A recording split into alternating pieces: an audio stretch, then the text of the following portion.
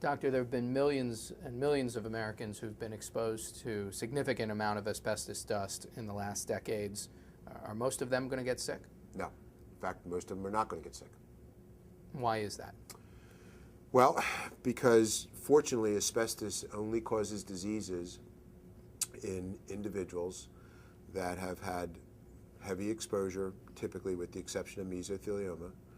A long period of time elapses. They've had to have inhaled the fiber, and then there are various host characteristics that would lead one person to develop the disease as compared to someone who may have worked side by side with them and never become ill. And for that, and if there are maybe 10 people working in a gang, they're all exposed to the same dust, only the minority of those 10 people are going to get sick, right? Correct. Is there any way for us to know ahead of time which 1 or 2 or 3 people out of that 10 are going to get sick? Unfortunately not. And what can we do? Well, first off, we can educate the public, and I think that's why I'm sitting here right now. So people need to know that this is a disease out there that they may be at risk for.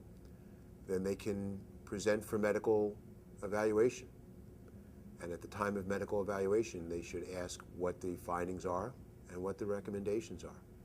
There are formal medical and government suggestions for follow-up of individuals in certain occupations with certain findings on screening studies, because we know if they have an incidental or non-significant type of condition from asbestos, and by that I'm talking about just some markings on the outside of the lung called pleural thickening or pleural plaques, we know that that's an indication of a burden of exposure sufficient to potentially cause other conditions.